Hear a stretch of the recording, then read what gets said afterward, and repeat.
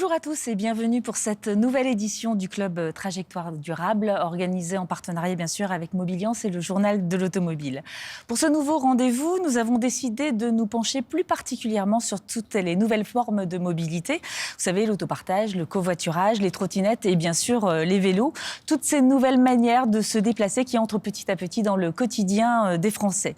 Et transformer la mobilité sera sans doute l'un des plus grands défis des années à venir et l'indispensable réduction des émissions de gaz à effet de serre va nous obliger à repenser complètement nos modes de déplacement, puisque je vous rappelle que les transports sont à l'origine de 30% des émissions de CO2 en France. Je suis entourée d'experts sur ce sujet sensible, souvent associé à la liberté de mouvement et de déplacement, puisque sont à mes côtés Gérard Le Seul. Bonjour Gérard, député PS et co-auteur de la mission Flash justement sur les ZFE dont nous parlerons tout à l'heure. Jean-Philippe Hermine, vous êtes coordinateur de l'initiative Mobilité en transition de l'IDRI. Vous nous expliquerez ce qu'est l'IDRI dans quelques minutes. Julien Honard, coprésident de l'Alliance des mobilités. Et Jean Le Naour, consultant expert sur le sujet des cycles, justement, des vélos, en fait, pour Mobiliance. Merci beaucoup d'être avec nous aujourd'hui.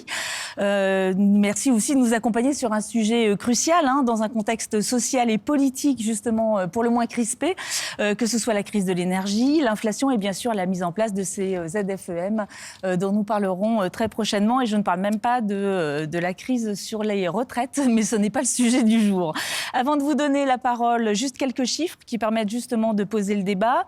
9 Français sur 10 possèdent au moins un véhicule. La voiture reste le mode privilégié des Français, puisque 61% prennent leur voiture, 20% en sont passagers, 26% utilisent les transports publics et 23% pratiquent la mobilité active, j'entends la marche, les vélos et bien sûr les trottinettes. Des données qui, malgré la progression visible de ces nouvelles mobilités, montrent quand même le gap à franchir pour la nécessaire décarbonation des transports. Alors Jean-Philippe Hermine, j'avais envie de vous poser la première question. Alors déjà, vous allez nous expliquer ce qu'est le think tank de l'IDRI, mais en quelques secondes, mais surtout une première réflexion, justement, les chiffres que je viens de donner, et sur la transition énergétique de la mobilité des Français. Bon, écoutez, oui, pour introduire un peu le sujet, d'abord, l'IDRI, qu'est-ce que c'est, puisque vous m'avez posé la question? C'est un organisme, c'est une fondation, un organisme de recherche indépendant qui travaille sur les enjeux de la transition environnementale ou énergétique. On produit des analyses, on produit aussi des recommandations. Et l'ambition qu'on a, c'est de faire en sorte que la transition, qui est absolument nécessaire, vous l'avez rappelé, pour des enjeux climatiques ou pour des enjeux sanitaires, s'agissant des ZFE, se passe le mieux possible. C'est-à-dire que, au-delà d'un agenda purement environnemental, on s'intéresse aussi aux enjeux sociaux, aux enjeux industriels, aux enjeux politiques aussi, puisqu'il faut une acceptabilité de cette transition. Et on n'y est pas encore. Il y a beaucoup d'informations, de pédagogie, voire de solutions à trouver pour accompagner la transition de l'ensemble de la société. Alors, la première réaction... je dirais que ce secteur a la chance d'avoir des solutions, en quelque sorte, que ce soit des solutions de report modaux, des solutions d'électrification. On a cette révolution qui est très importante pour les véhicules thermiques. On a aussi le digital qui apporte des solutions par rapport aux services de mobilité. Donc on a tout un panel de solutions pour transformer potentiellement cette mobilité au niveau européen, au niveau mondial, et c'est important.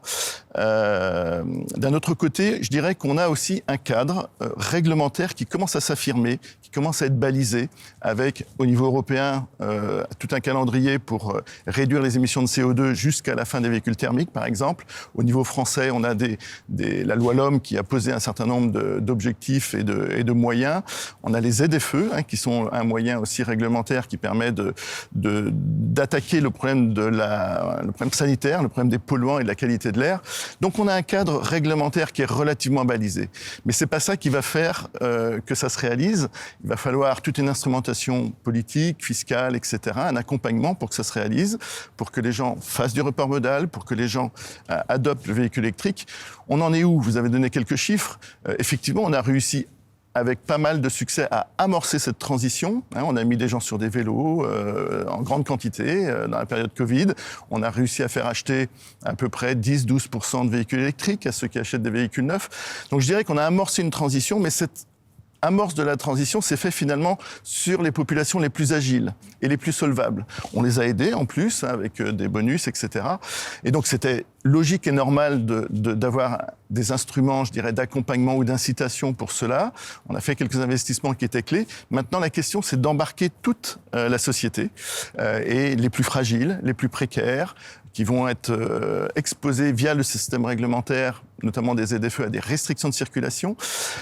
Donc, embarquer toute la société, ça veut dire repenser l'action publique, les moyens d'instruments fiscaux que l'on a pour motiver des changements de comportement, pour inciter des gens, voire les accompagner. Certains, il va falloir vraiment les accompagner parce qu'il y a des enjeux économiques, des enjeux de dépendance, des enjeux de précarité. Donc, notre travail à l'IDRI, c'est d'essayer de caractériser un peu tout ça, de mettre des chiffres sur ces enjeux sociaux, sur ces enjeux industriels aussi, puisqu'il faut trouver les moyens de produire les bons véhicules. Et quand on regarde ce qui s'est passé ces 10 dernières années, puisque vous n'avez pas cité ces chiffres-là, mais on a des choses qui doivent être corrigées ou inversées, puisqu'on a eu une forme d'inflation de la taille des véhicules, d'une part, et ça pose un problème parce que c'est consommateur d'énergie, c'est consommateur de matières premières, on est limité sur ces enjeux-là, donc il va falloir inverser cette tendance-là. Il y a 10 ans, on avait 10% de véhicules SUV, on arrive à 40% récemment. Il y a 10 ans, on avait des véhicules petits et moyens qui représentaient 60% des ventes, ce n'est plus que 40%. Donc on voit bien qu'on a en parallèle de ce besoin de transition une tendance ou des tendances qui ne sont pas très favorables à cette transition. Cette inflation de la taille des véhicules, de la taille des batteries, puisqu'il faudra les faire bouger avec d'autant plus d'énergie qu'ils sont lourds. On a ce problème-là. Et puis on s'aperçoit aussi qu'il y a eu des efforts considérables qui ont été réalisés du point de vue technique et technologique par les constructeurs pour diminuer les émissions de CO2 ou diminuer les polluants, mais ça s'est accompagné pendant les 30 dernières années et de manière continue par une augmentation des déplacements finalement. Tout ce qu'on a gagné en efficience et puis une bonne partie de ce qu'on a gagné en performance de réduction des émissions a été effacée par l'augmentation de la mobilité routière notamment. Donc vous voyez, il y a tout un enjeu à faire fonctionner pour réussir cette transition. Il y a des éléments qui sont très positifs et puis il y a des éléments structurels qu'il va falloir régler, structurels qui soient industriels, qui soient d'infrastructures ou qui soient sociaux pour réaliser cette transition. Merci beaucoup pour cette présentation. Nous reprendrons chacun des points tout au long de la discussion. Je voulais donner la parole à Julien Honart tout de suite, justement, vous êtes président de l'Alliance des mobilités au sein de l'organisme et du syndicat Mobiliance. Justement, cette structure réunit l'ensemble des start-up qui sont liées à la mobilité. Et ces start-up, notamment, je l'ai cité tout à l'heure, concernent aussi bien le covoiturage que l'autopartage ou d'autres sujets également. Et je disais qu'il y avait 23% des Français qui avaient pris l'usage de ces nouvelles mobilités. Est-ce que vous pouvez nous en dire un petit peu plus ? Est-ce que vous avez un petit peu plus de détails, justement, sur la part de ces mobilités et des autres modalités de mobilité, en tout cas ? Eh ben, nous, notre enjeu à l'Alliance des mobilités, et donc pour tous les opérateurs de nouvelles mobilités, donc le covoiturage, donc partager son véhicule lors d'un même trajet, l'autopartage, partager un véhicule dans le temps, donc ne pas être propriétaire de son véhicule, tout ce qui est vélo, trottinette ou scooter électrique alors soit en station, soit en free floating, donc plutôt en ville ou un petit peu de périurbain. Nous, notre ambition, en fait, c'est d'avoir un service, un bouquet de services, en fait, pour remplacer l'usage de la voiture. Aujourd'hui, la voiture, elle est très simple d'utilisation et pratique pour l'ensemble de vos besoins. La problématique, c'est qu'elle n'est pas forcément adaptée d'un point de vue environnemental ou d'un point de vue économique, puisqu'en fait, elle est utilisée en réalité 3 à 4% du temps. Et puis quand elle est utilisée, elle est bien souvent utilisée seule, et notamment pour le gros des déplacements, qui sont les déplacements domicile-travail, où il y a 1,1 de taux d'occupation sur les trajets domicile-travail. L'autosolisme, ce qu'on appelle régulièrement. Exactement, l'autosolisme. Donc en fait, l'ambition de ce bouquet de mobilité, c'est en fait pour chaque besoin de déplacement, avoir le mode le plus pertinent. Donc typiquement, pour vos trajets quotidiens domicile-travail, si vous êtes en centre urbain, là vous aurez plutôt les transports en commun. Si vous êtes en périurbain, vous pourriez faire du covoiturage. Sans avoir votre véhicule, ça veut dire que le week-end, quand vous partez en vacances, soit vous pouvez prendre le train, sinon vous avez peut-être un véhicule en autopartage en bas de chez vous. Et puis pour des déplacements aujourd'hui en centre urbain, on a des systèmes très efficients de vélos, trottinettes et scooters électriques qui sont déployés. Donc en fait, à chaque motif de déplacement, son mode le plus pertinent. L'objectif, c'est que, au final, quand vous additionnez l'ensemble des modes, ça soit moins cher que votre voiture personnelle, voire beaucoup moins cher, beaucoup plus économe en énergie, et puis aussi beaucoup plus pratique au final, parce que aujourd'hui, alors il y a de plus en plus de contraintes sur la voiture, et heureusement, si on veut faire un petit peu la transition, mais je pense par exemple au stationnement, à la congestion, on voit bien que dans les métropoles et de plus en plus sur le périurbain, en fait, ça devient compliqué, voire impraticable, que tout le monde ait sa voiture. Et est-ce qu'il y a des usages qui émergent plus que d'autres, justement, dans ces nouvelles mobilités? On parlait de covoiturage, d'autopartage. Qu'est-ce qui fonctionne le mieux et qu'est-ce qui séduit le plus les Français dans leurs déplacements? Alors, tout se développe en parallèle. Tout dépend, en fait, de où vous habitez, du périmètre géographique. Si on parle des centres urbains, là, on est plutôt sur un beau développement du vélo, de la trottinette ou du scooter électrique. Si on parle plus du périurbain, là, ça va plus être la zone de pertinence du covoiturage, en fait, parce qu'il n'y a pas vraiment de transport public, tout le monde est en voiture, et donc la question, c'est comment on partage, en fait, ces voitures. Donc, ça va être vraiment comme ça, en fonction du périmètre géographique. Et le modèle de financement aussi est assez différent. Par exemple, le covoiturage courte distance, là on parle bien des trajets du quotidien, est un mode dit subventionné. C'est-à-dire qu'il faut une intervention de la puissance publique pour que les automobilistes trouvent leur intérêt à partager leur voiture. Le simple partage de frais sur des petits trajets récurrents ne suffit pas à mettre les gens en situation de covoiturage. Donc c'est pour ça que la loi d'orientation des mobilités a été votée. C'est pour ça que qui met le cadre réglementaire. Et c'est pour ça que maintenant, le plan covoiturage apporte le financement. On y reviendra peut-être tout à l'heure. Juste après. Voilà. Donc ça, c'est pour le covoiturage. Pour les autres modes, c'est plutôt des modes qui sont financés par directement l'utilisateur final. Notamment dans les centres urbains, parce qu'il y a une masse critique suffisante d'usagers. Par contre, dès que vous allez aller sur le périurbain ou sur le rural, l'autopartage a aussi sa pertinence, les vélos aussi, les trottinettes, mais là, ils vont devoir être financés également par la puissance publique pour pouvoir être rentables, parce que vous allez avoir beaucoup moins de courses par jour. Et donc ça, c'est en train d'être amorcé, c'est assez nouveau, mais c'est la réflexion de se dire, voilà, si on veut apporter ces nouvelles mobilités en dehors des centres urbains, on va avoir besoin d'une intervention partielle, mais une intervention de la puissance publique. Alors justement, le gouvernement a mis en place une prime de 100 € depuis le début de l'année sur le covoiturage, pour les primo-accédants, j'allais dire, au covoiturage. Comment ça fonctionne? Est-ce que ça démarre bien, ça? Vous avez des informations sur le début du versement de cette prime? Oui, ça démarre bien. Il y a déjà eu en janvier de cette année 20 000 primes qui ont été distribuées, donc 20 000 primo-accédants. Et ça va s'accélérer parce que, évidemment, on attend un bouche à oreille. Il y aura une campagne aussi de communication du gouvernement en mars sur cette prime. Et donc, il y a la prime de 100 € pour inciter les conducteurs, en fait, à se mettre au covoiturage. Mais il y a aussi une autre mesure très importante du plan covoiturage, qui est le soutien aux collectivités locales. Parce qu'en fait, c'est elles qui ont la compétence d'organisation des mobilités quotidiennes et donc du covoiturage. Et en fait, l'État apporte son soutien financier aux collectivités qui mettent en place des mesures d'incitation au covoiturage sur le principe de 1 € de la collectivité, 1 € de l'État. Et donc, ça va doubler les ambitions des collectivités qui ont déjà mis en place des politiques. Et puis surtout, on espère que ça va en susciter beaucoup plus. Aujourd'hui, il y a une 60aine de collectivités locales qui subventionnent le covoiturage pour leurs administrés, mais il y a 750 collectivités qui en ont la compétence. Et donc, on espère que sur l'année 2023, on aura de plus en plus de collectivités qui vont s'y mettre.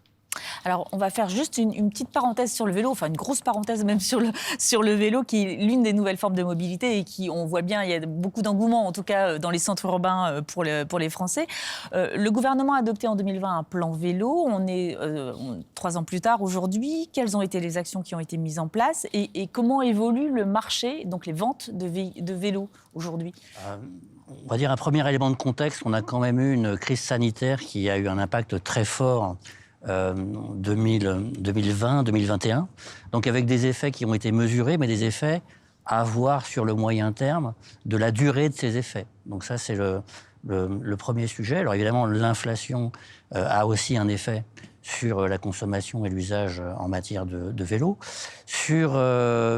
Je vais démarrer par les chiffres du marché vélo en termes économiques et de vélos vendus neufs. Donc en fait, aujourd'hui, la filière vélo, d'un point de vue économique, pèse à peu près à l'année 3,4 milliards donc de chiffre d'affaires.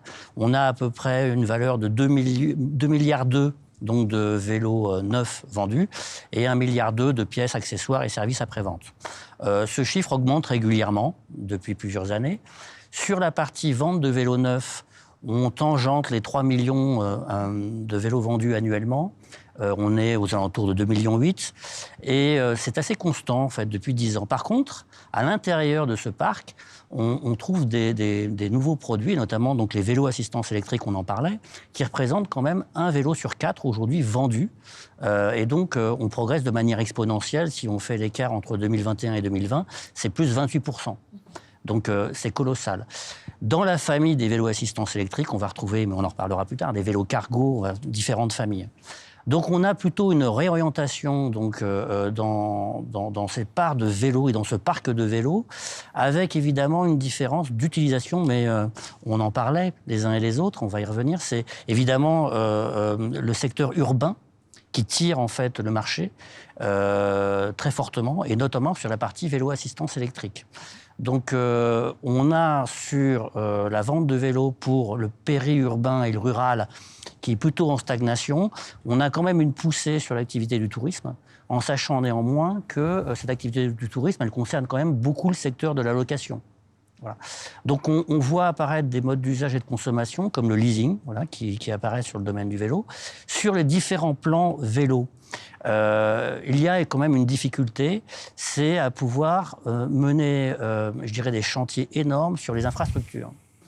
Et donc, en effet, là, en fonction de l'urbain, du périurbain et du rural, les investissements... Des pistes cyclables, en fait. Alors, si on parle des pistes cyclables, voilà. Donc, on a progressé sur ces infrastructures. On parle maintenant aussi d'autoroutes vélo. On parle de voies cyclables. Dans les voies cyclables, il y a des voies cyclables sécurisées. Il y a des voies cyclables de partage. Donc, c'est vrai que c'est un peu complexe d'aller chiffrer l'ensemble des segments.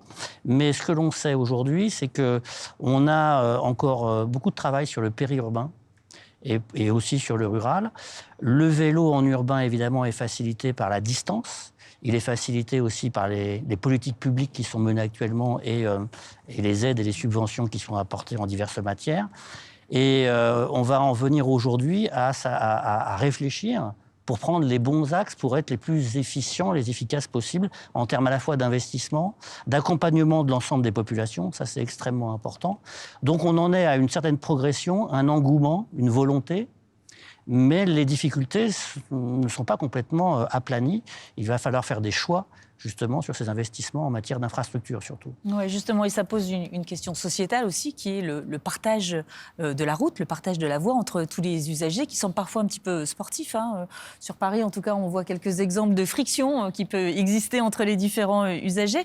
Julien, comment on rend plus apaisé, j'allais dire, tous ces différents modes de transport? Comment on fait pour faire une sorte de règle de bonne conduite, un code de bonne conduite entre tout le monde? Alors, la solution, c'est la régulation, mais moi, je suis assez interrogatif sur les questions qui se posent actuellement sur les trottinettes.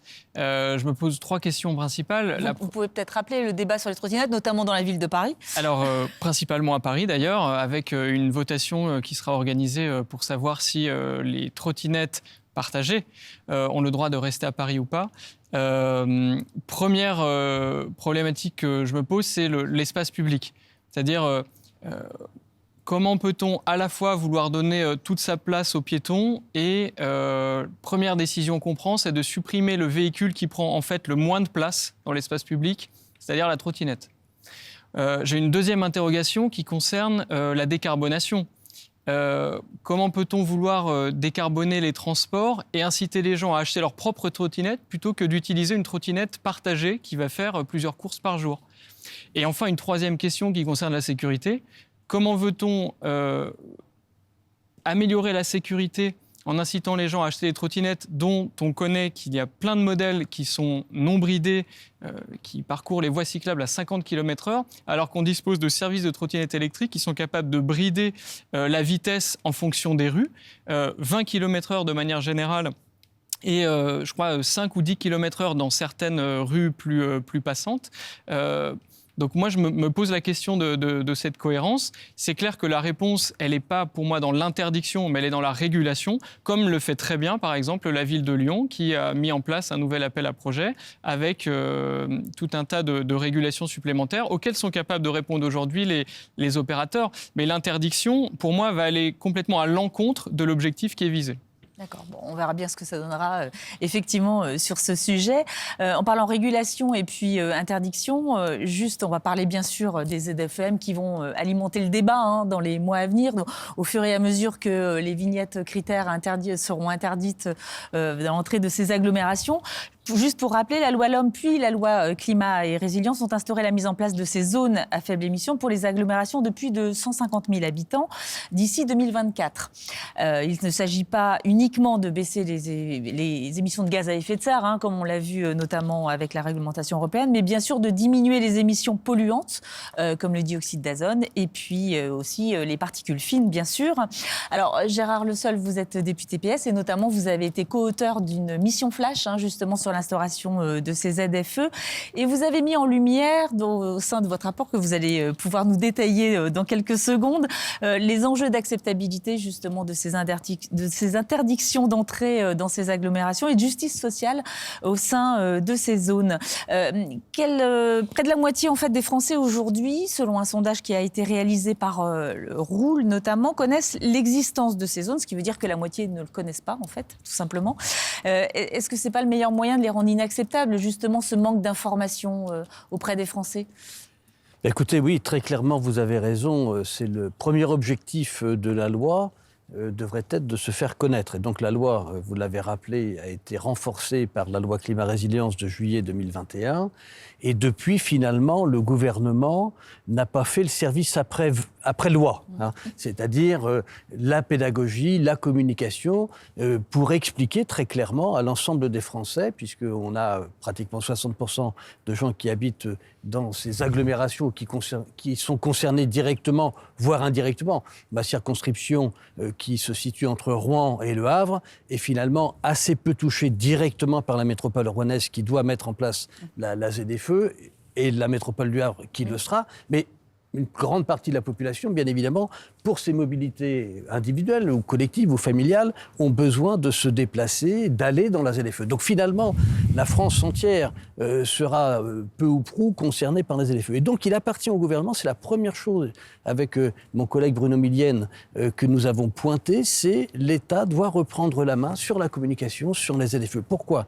Parce que finalement, les ZFE vont être mises en place par les métropoles.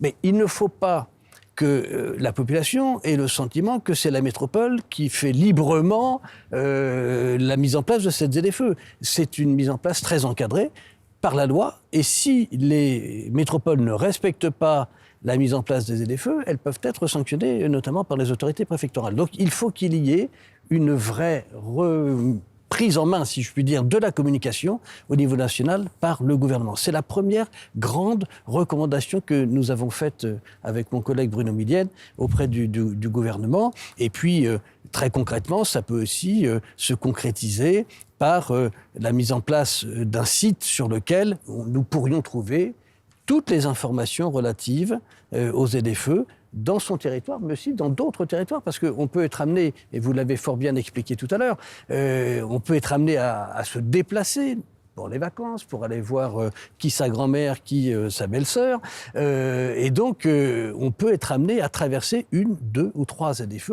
Or, le cas aujourd'hui, c'est que vous n'avez pas d'harmonisation des règles. Et donc, il faut qu'il y ait une compréhension, une lisibilité du dispositif, qui est un dispositif sain dans la mesure où il lutte contre les pollutions atmosphériques à travers les CO2 et les NOx, toutes les particules fines. Et donc, il faut prendre des mesures importantes de santé publique.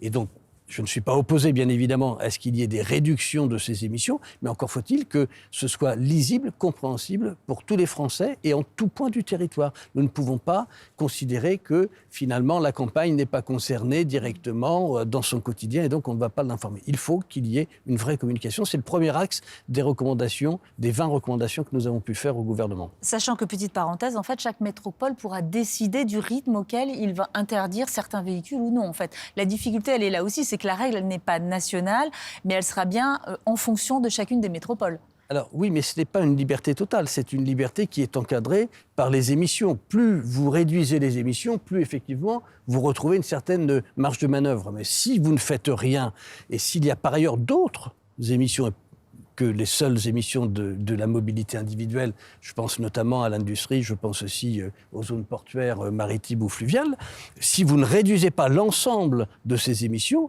alors effectivement, vous serez très contraint de limiter l'entrée ou la sortie des métropoles, des véhicules, on va dire, les plus anciens, les plus polluants. Et donc, c'est pas que la temporalité n'est pas la libre décision des collectivités locales, c'est encadré dans des mesures strictes, si je puis dire, de réduction globale de l'ensemble des particules fines, notamment, et des émissions de gaz à effet de serre. Et donc, voilà, il y a une liberté, mais la liberté, elle est très faible, si je puis dire. Et on le voit bien d'ailleurs, le gouvernement a produit un décret le 23 décembre, ce qui n'est pas très raisonnable, publié le 24 décembre, comme chacun sait, tout le monde lit le JO le 24 au soir en famille. Mais bon, il y a un décret qui est sorti pour baisser finalement le seuil d'obligation de la mise en place des ZFE. Ce qui fait que certaines métropoles de 150 000 habitants, si finalement les émissions sont relativement faibles, eh bien elles pourront ne pas avoir à mettre en place les ZFE. Mais tout ça n'est pas très clair. Moi, je souhaite vraiment que le gouvernement, que les ministres en charge de cette question, qui sont d'ailleurs bien informés, puissent à leur tour informer l'ensemble des Français de cette responsabilité collective que la loi nous a fixée. On revient très vite sur ce sujet dans quelques instants. Je voulais juste vous faire intervenir, Jean-Philippe Hermine, parce que justement, vous êtes l'auteur de travaux très intéressants sur l'inégalité sociale, justement, des aides liées aux aides, en fait, qui sont complètement diverses et différentes, en fait, sur le territoire français, pour justement accéder à des véhicules de vignettes plus récentes ou tout au moins des véhicules électriques. Est-ce que vous pouvez nous en dire un petit peu plus ? Alors, c'est un des travaux qu'on a réalisé, effectivement. On s'est posé la question de savoir quel type d'accompagnement était proposé par les différents collectivités ou niveaux territoriaux, au niveau du département, de la région et nationale, pour démontrer qu'en fait, on avait une hétérogénéité très forte des systèmes d'accompagnement, d'aide, des choses qui étaient assez contre-intuitives, avec, par exemple, des aides qui étaient limitées aux ZFE, alors qu'on vient de l'expliquer, il y a des gens qui vont traverser ces ZFE et ces frontières très largement, des systèmes qui ne sont pas stables dans le temps, donc qui posent la question, comme on le dit précédemment, de la confusion que ça peut apporter au débat, justement, manque de lisibilité, manque de visibilité, recherche d'effets d'aubaine, puisque les choses changent d'une année sur l'autre. Donc on n'a pas un système qui est réellement efficient. Il y a une très bonne volonté, mais ce n'est pas réellement efficient.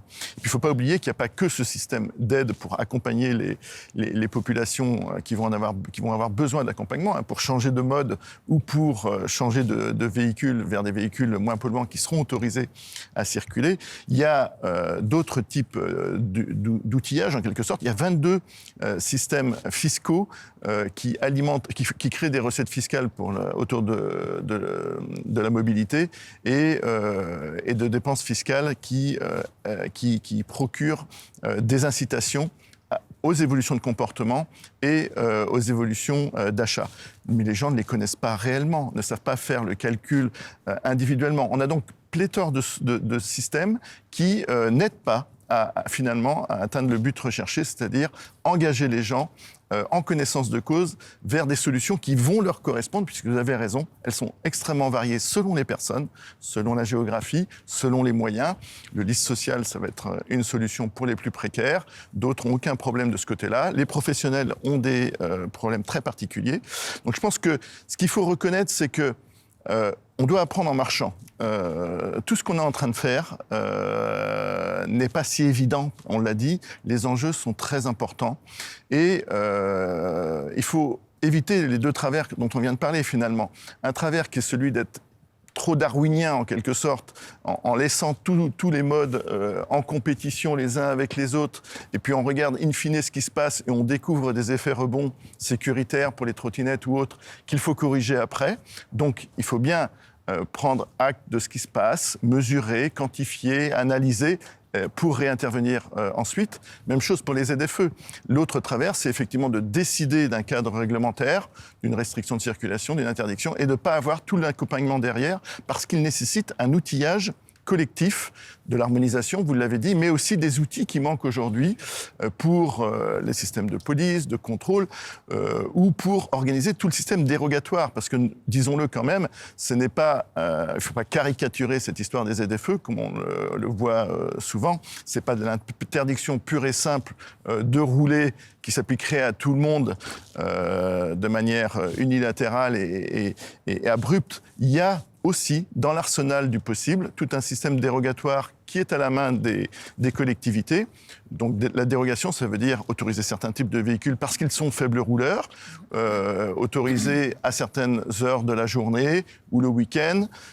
Donc il y a toute une série de possibilités qui sont données aux collectivités pour arranger un peu leur système. Et c'est important parce que, dans mon esprit, et je pense qu'il faut le dire, les ZFE sont un cadre de contrainte pour des raisons sanitaires, mais on doit les penser comme un cadre de solution pour résoudre des problèmes structurels de mobilité au niveau des territoires.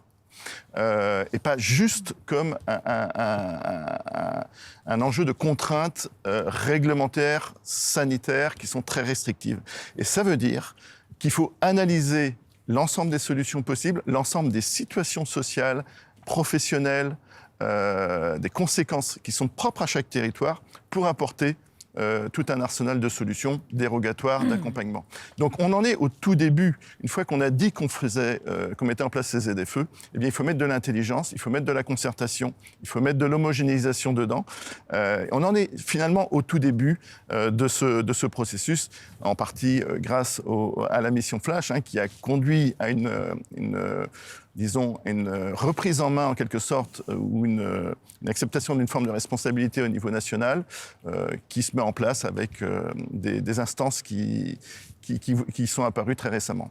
Vous vouliez compléter ces propos, justement ? Oui, effectivement. D'ailleurs, cette mission Flash, je ne vais pas dire étonnamment, mais a eu beaucoup d'écho parce qu'effectivement, nous sommes sur un sujet extrêmement important pour l'ensemble de nos concitoyennes et concitoyens. Et donc, prendre en charge l'information est important. Mais vous l'avez dit merveilleusement bien, il y a une telle pluralité de situations, de diversité territoriale, qu'il faut avoir un arsenal le plus large possible. Et c'est pour ça qu'avec mon collègue, nous avons tenté d'expliquer à la fois aux députés, mais aussi au gouvernement, qu'il faut revenir à l'usage. Il faut revenir à l'usage parce que, effectivement, la ZFE est une restriction, mais ce n'est pas une interdiction.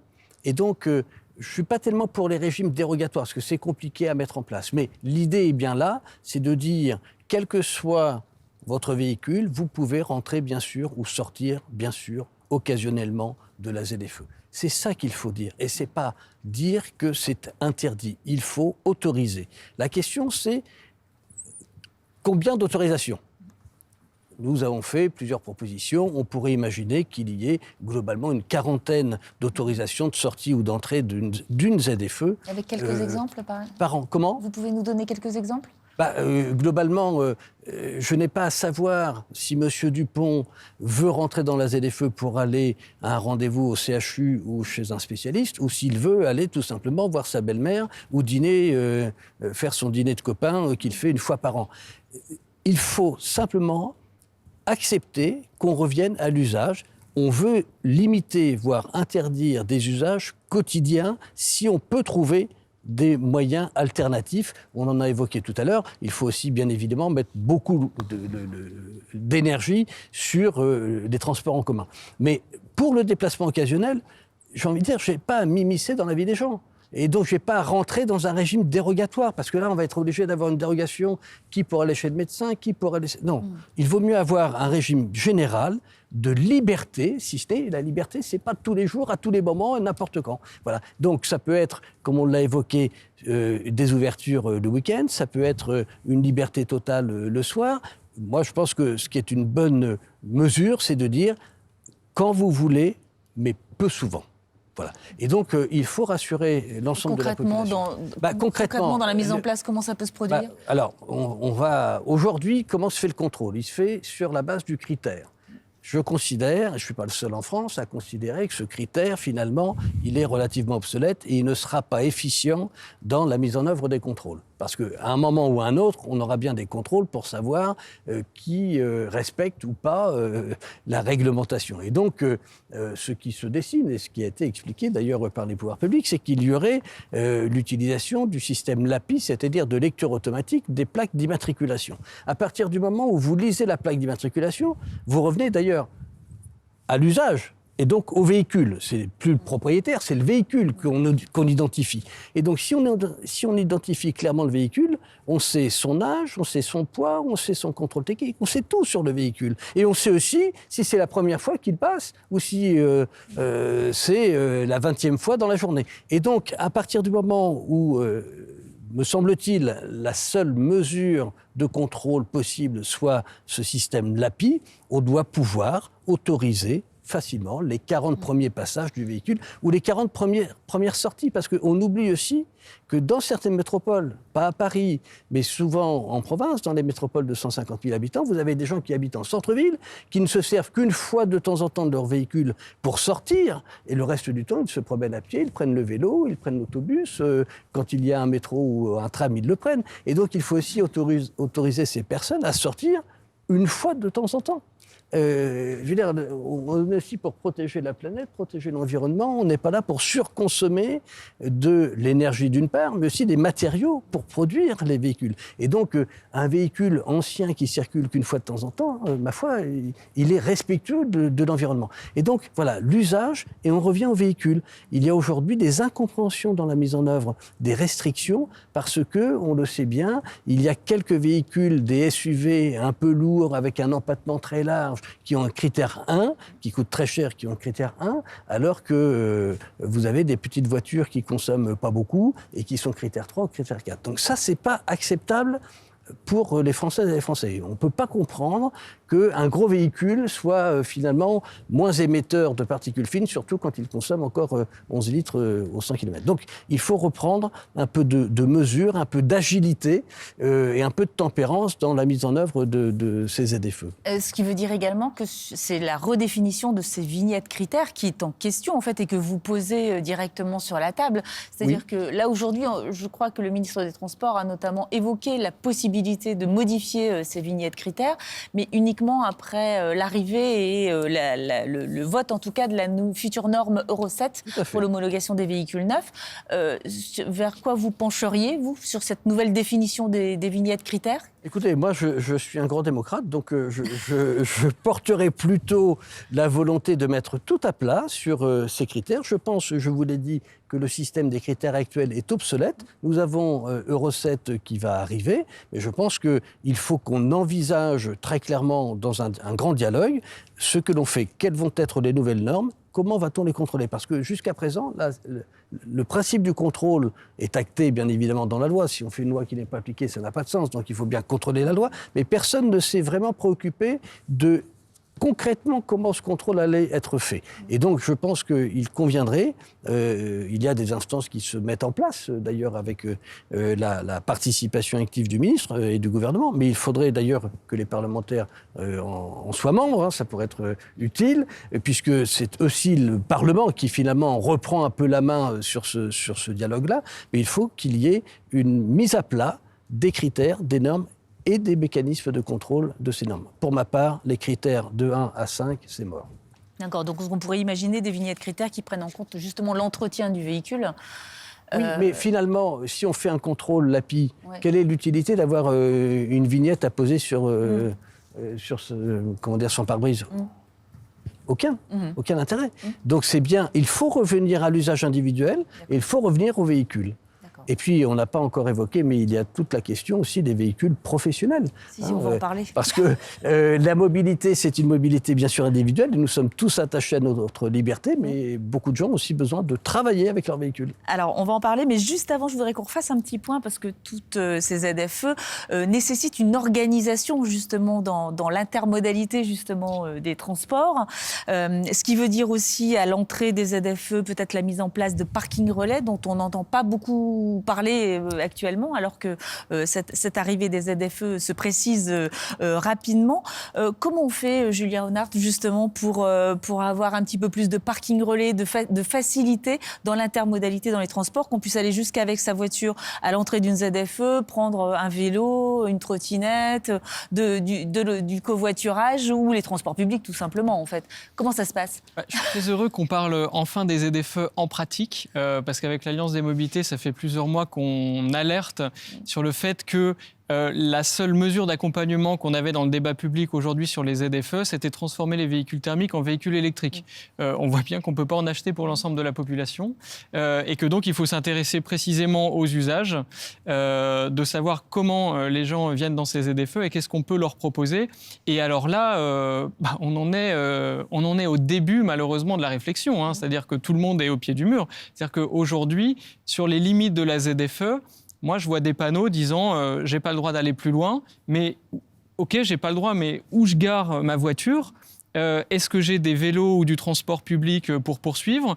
Est-ce que j'ai une facilité tarifaire avec un billet de parking et de transport en commun ou de vélo derrière ? Ou est-ce que si je suis venu en covoiturage, mon billet est gratuit ? Enfin, vous voyez, toutes ces choses très pratico-pratiques qui aujourd'hui n'existent pas. Et malheureusement, pour développer ce genre d'infrastructure, il faut un petit peu de temps.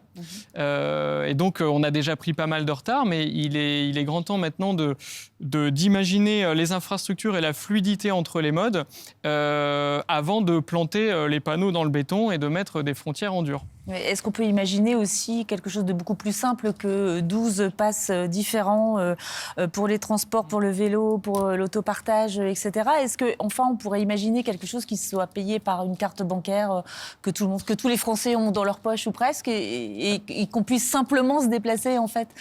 Alors j'ai vu aujourd'hui que le ministre des Transports, Clément Beaune, s'est exprimé sur la volonté d'avoir un titre national unique. Donc je pense que c'est effectivement une très belle initiative. Il dit qu'en 2 ans, on peut y arriver. C'est-à-dire effectivement, s'il écoute les experts, ils lui disent plutôt 10-15 ans. Moi, je pense aussi qu'avec un peu de bonne volonté, la technologie permet de faire ça plus rapidement. Et effectivement, il y a des systèmes de paiement très simples qui existent. Il y a un exemple en France, d'ailleurs, je crois. Oui, ça s'appelle l'Open Payment. Par exemple, ça a été mis en place à Lyon, où en fait, vous utilisez le transport public avec votre carte bancaire, donc finalement un titre de transport que tout le monde a dans sa poche, qui permet de faire des choses en plus intelligentes, à savoir si vous passez plusieurs fois au portique, ça vous plafonne au prix de l'abonnement à la semaine ou mensuel, par exemple, et vous n'avez pas de borne à installer, pas à comprendre tout le mécanisme de tarification, choisir votre abonnement ou quoi que ce soit. Et en plus, c'est valable absolument partout parce que votre carte fonctionne dans toutes les villes, quoi. Donc je ne dis pas que c'est la seule idée, mais en tout cas c'est une idée intéressante et qui a été mise en place à Lyon. Très bien, on va suivre ça de près. On parlait des déplacements professionnels, justement. Alors, les ZFE, évidemment, ne touchent pas que les particuliers, mais bien entendu, les artisans, les commerçants, les livreurs. Ce pan des déplacements professionnels est-il réellement travaillé aujourd'hui ? Je crois que vous aussi, à l'IDRI, vous avez également travaillé sur ce sujet des déplacements professionnels. Et qu'est-ce que vous avez mis en lumière, justement ? D'abord, on a mis en lumière le fait que c'était un angle mort du débat. C'était assez peu traité jusqu'à présent. Et néanmoins, on est capable d'aller, là encore une fois, sur le terrain des usages, sur le terrain de la réalité des entreprises, en fonction de la taille des flottes, en fonction des catégories d'activités, que ce soit le BTP, artisan, livreur, besoin de groupes frigorifiques, etc. Et on s'aperçoit que les besoins sont totalement différents. Certains vont avoir aucun problème à renouveler leur flotte, ils sont électrocompatibles en quelque sorte, ils ont un taux de renouvellement qui leur permet de passer sans problème le cap. Et puis d'autres ont des véhicules qui sont customisés, c'est-à-dire sur lesquels ils ont réinvesti de manière très forte, sur lesquels généralement, c'est ceux qui font le moins de kilomètres aussi. Et donc, il va falloir repenser les dispositifs, on en parlait, les autorisations ou les systèmes d'accompagnement. Il y a aussi la question de la charge, ou de la charge rapide dédiée aux professionnels qu'on est en train de travailler d'un point de vue territorial. Et en fait, on peut mettre de l'intelligence dans tout ça, c'est ce qu'on essaye de démontrer. On peut remettre de la donnée, et cette donnée qu'on va mettre sur la table, sur la caractérisation des enjeux structurels justement des professionnels ou des précaires, va permettre d'alimenter un débat, une concertation qui n'est pas une concertation simplement de position ou d'intuition ou de fantasme de certains autour de ces ZFE. Donc le travail est immense, il commence, mais on peut réellement caractériser et revenir à cette question de la mobilité, de l'usage. C'est ce qu'on essaye de faire avec les professionnels, et je suis tout à fait d'accord avec les propositions. Les vignettes critères sont encore plus ou encore moins pertinentes pour les professionnels, puisque le gros des professionnels sont tous critères 2, en gros roulent avec des véhicules diesel, puisqu'il n'y avait pas d'offre essence ni électrique jusqu'à présent. Et donc, on ne peut pas les interdire comme ça, comme un ensemble du jour au lendemain. Il va falloir créer de la différenciation à l'intérieur de ça. On sait que un critère 2 ou un véhicule diesel, il a des caractéristiques très différentes les uns des autres, ne serait-ce que par l'âge. Avant le Dieselgate ou après le Dieselgate, les situations chez les constructeurs ont très fortement évolué. Donc on a des leviers pour repenser ça. Mais encore une fois, ça ne peut pas être que politique. Il y a une phase de concertation sur base de données concrètes de mobilité qu'il faut engager. C'est ce qu'on essaye de démontrer si vous avez la chance d'aller voir nos travaux sur les sites de l'IDRI. Très bien. Juste une petite précision, parce que dans tout ce qui est livraison du dernier kilomètre, on voit fleurir et se multiplier, en tout cas, les propositions concernant les vélos cargo. On a vu Toyota récemment investir dans une start-up, 12 cycles, qui sera distribuée par les concessionnaires Toyota. On a également un groupe de mobilité, Jeanlin Mobilité, un groupe de concession qui est plutôt dans la partie Rhône-Alpes, en fait, qui détient Cluster, qui est donc un fabricant de vélos cargo également et qui vient de signer un partenariat avec Renault Trucks. Comment évolue ce marché du vélo cargo? Est-ce que c'est une des solutions pour tout ce qui est livraison du dernier kilomètre, dont on sait qu'il est le plus gourmand, j'allais dire, et émetteur d'émissions de CO2? Alors sur le produit lui-même du vélo cargo, donc il y a à la fois l'usage pour les particuliers, parce qu'il y a quand même de plus en plus de particuliers, mais là ça reste aussi plutôt sur le secteur urbain et sur des gens qui ont les moyens de pouvoir en effet acquérir de tels véhicules. C'est combien un vélo cargo en moyenne? Alors en moyenne, ça va être plutôt aux alentours des 3 000 €. Ouais. Et ça peut monter beaucoup plus haut, sachant que la famille des vélos cargo, donc dans chaque famille, on a des diversités. Mais alors, vélo cargo, tricycle, quadricycle, jusqu'où s'arrête le vélo cargo et où il démarre. Voilà. Deuxième sujet, comme je ne voulais pas démarrer par cela, mais un autre sujet important au niveau de la réglementation et de l'usage du vélo cargo, quel qu'il soit. Mais quand on connaît les possibilités de transport de poids avec des vélos qui peuvent être assistés, donc vélo essence électrique, donc 25 km/h avec 300 kg, on voit vite en effet les contraintes que ça peut poser, soit en partage de voies cyclables, donc des vélos cargo normalement ne peuvent pas rouler sur des voies cyclables spécifiques, ils devraient rouler sur la voie entre guillemets commune, et puis vous avez d'autres vélos cargo qui pourraient rouler en fonction de leur empattement. Vous voyez, donc c'est assez complexe. Et évidemment, il y a un marché de plus en plus fort du vélo cargo à utilisation donc cyclo-logistique. Et donc la bonne nouvelle, c'est la création d'une fédération professionnelle de cyclo-logistique fin 2022 qui s'est créée et qui s'est rapprochée du monde de la logistique justement pour voir les interfaçages possibles, notamment donc sur les ZFE, et donc de voir en effet comment ils pouvaient s'organiser sur un certain nombre de transports de marchandises du dernier kilomètre. Donc ça va demander des infrastructures, ça va demander à réfléchir sur des hubs logistiques, ça va demander des nouveaux métiers, ou des métiers qui sont faits par ailleurs en dehors du vélo. Et donc, c'est tout un axe en voie de développement et surtout en voie de professionnalisation, parce que jusqu'à maintenant, en fait, cette cyclo-logistique, elle était un peu partout, un peu nulle part, un peu en auto-entrepreneur, dans des associations caritatives. Donc, elle est en train de se structurer. Et ça, c'est une belle nouvelle. Alors, mais la cyclo-logistique, ce n'est pas que les vélos cargo. Et en France, on a quand même une structure qui a une grande expérience. Et je crois que tout le monde la connaît, c'est la Poste. C'est le premier professionnel depuis de nombreuses années. Leur parc a été rénové. Donc c'est vrai que s'appuyer aussi sur l'expérience de la Poste à travers du service public, mais aussi d'autres activités, est aussi très intéressant. Donc là, on a une bonne nouvelle. On a une cyclo-logistique qui commence à se professionnaliser, aussi bien sous l'angle, je dirais, de la responsabilité du partage de la route que de la professionnalisation. Dernier point, par contre, une contrainte de consommateurs. De plus en plus de personnes souhaitent avoir en effet la livraison de leurs commandes chez eux en pas de la porte. Donc là aussi, il faudra peut-être trouver... Un changement d'habitude un peut-être changement d'habitude. Et comme le disait un des responsables de la logistique en France, c'est-à-dire que quand on transporte une fleur qui a poussé aux environs de Montargis pour qu'elle parte à Amsterdam et qu'elle soit revendue à Orléans, peut poser aussi question sur notre façon de consommer et la façon dont est organisé le marché. On est au-delà des mobilités, mais effectivement, c'est une question à se poser. Mais avec des fleurs, c'est toujours plus C'est plus facile, présentable. c'est ça. Alors, je partage complètement ce que vous venez de dire, effectivement, sur les nouveaux modes de consommation. C'est ce que vous évoquiez aussi tout à l'heure, les nouveaux modes de mobilité. Alors, il faut être très prudent parce que ce n'est pas vrai dans tous les territoires, mais il faut donc avoir des réponses très adaptées, bien sûr, aux usages et aux différents territoires.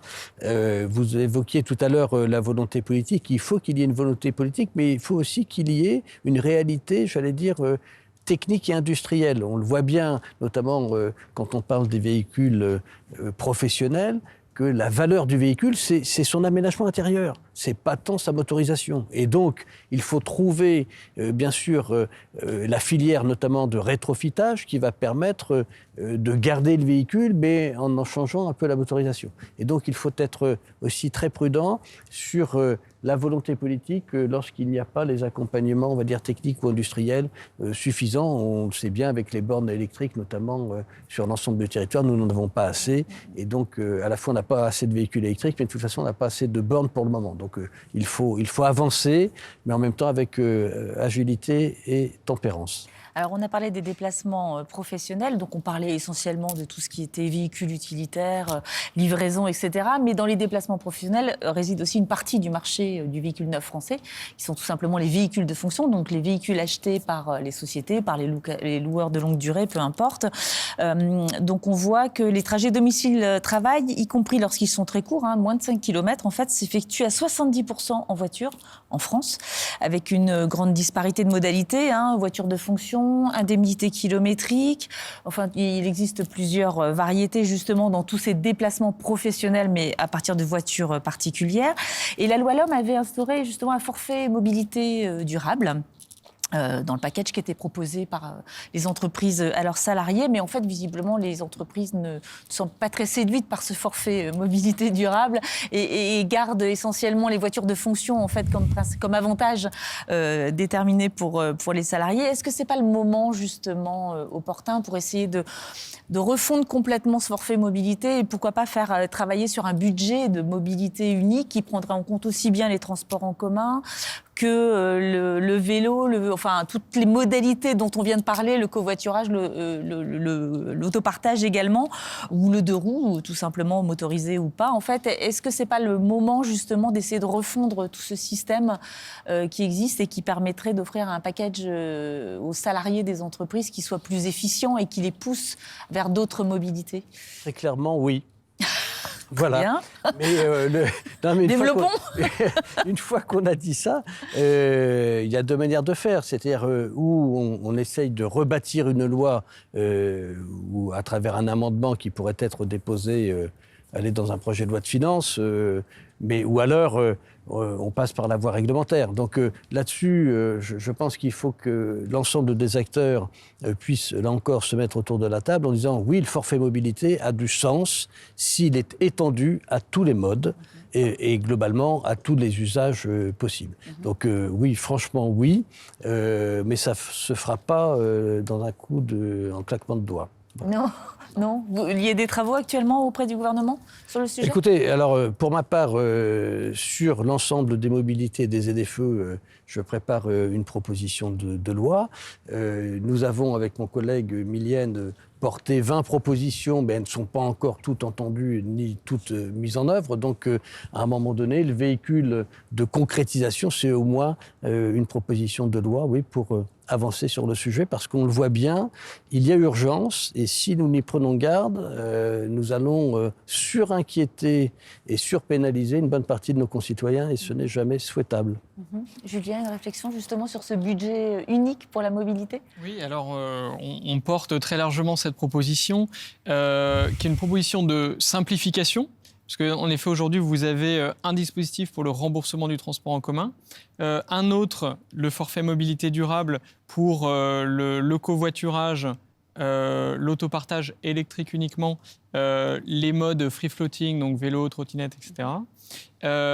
Vous avez le système des indemnités kilométriques voiture. Donc là, on paye des gens à rouler tout seul et c'est défiscalisé. Et la partie véhicule de fonction qui est aussi largement défiscalisée. Donc vous avez une question de simplicité du dispositif et du coup lisibilité pour l'entreprise. Et donc le fait d'avoir un seul dispositif permettrait ça. Mais après, vous avez aussi la question des exonérations fiscales et où on les met, parce que les entreprises sont assez rationnelles. Aujourd'hui, un salarié qui vient voir son employeur en disant le prix du carburant a augmenté, comment est-ce que je fais ? Est-ce qu'on peut m'augmenter mon salaire ? Le premier réflexe de l'employeur, c'est pas d'augmenter un salaire sur lequel il va devoir payer des charges, c'est de mettre en place une indemnité kilométrique qui est défiscalisée, qui va inciter son salarié à ne jamais changer d'habitude et à continuer à justement ne pas covoiturer, à rester tout seul dans sa voiture. Donc là, on a un énorme levier de financement possible. Maintenant, ça doit être fait en bonne intelligence parce qu'aujourd'hui, ceux qui bénéficient principalement des indemnités kilométriques sont des gens qui ont des revenus assez bas. Et en fait, c'est un vrai complément de revenus pour eux, mais qui est malheureusement assis sur une mobilité individuelle subie. Donc, il faudra faire très attention socialement à ce qu'on fait. Mais clairement, ça vaut le coup de remettre à place ce dispositif, également d'un point de vue fiscal et de charges sociales. Autre chantier, Jean Le Naour, je crois qu'il y a un plan vélo, enfin la construction d'une filière et d'un comité stratégique lié au vélo. Justement, au niveau européen également, il y a un plan vélo qui est en cours de discussion et sans doute de publication prochainement, notamment pour relocaliser sur le territoire la production de vélos qui, semble-t-il, s'est complètement évaporée en dehors du continent européen depuis ces dernières années. Oui, en effet. Donc, il y a un chantier depuis un an et donc qui s'accélère sur la création d'une filière économique vélo qui, dans sa réflexion, dans les travaux actuels, donc réfléchit à faire des prospectives, à la fois sur un marché, sur ses valeurs ajoutées, sur la création d'emplois et aussi sur de la relocalisation d'industrie. Alors, il faut le savoir, dans les années 60, en fait, sur la fabrication de composants, nous étions, je dirais, les champions d'Europe, voilà, et nous avons une culture. Le Tour de France n'est pas là par hasard. Et en fait, la mondialisation a fait qu'en effet, ces produits sont partis et sont fabriqués en termes de composants, donc à 80% hors Europe, et avec très peu de production en France. Alors en France, sur les 2,8 millions, on en parlait tout à l'heure, de vélos vendus neufs, vous en avez maintenant à peu près un quart qui est assemblé en France, mais c'est de l'assemblage. On a quelques artisans fabricants de cadres, mais c'est vraiment très minime, mais c'est du haut de gamme. Donc là, en effet, cette filière économique vélo, elle réfléchit entre autres, et pas uniquement, à voir comment, en effet, on peut relocaliser à la fois de la fabrication de composants et d'être, je dirais, plus fort sur la partie assemblage. Donc là, on voit apparaître quelques bonnes nouvelles sur la production de batteries, sur des réflexions d'ingénierie, de la conception, les projets dont vous parliez tout à l'heure, de vélo cargo. Mais en fait, on est encore très loin du compte.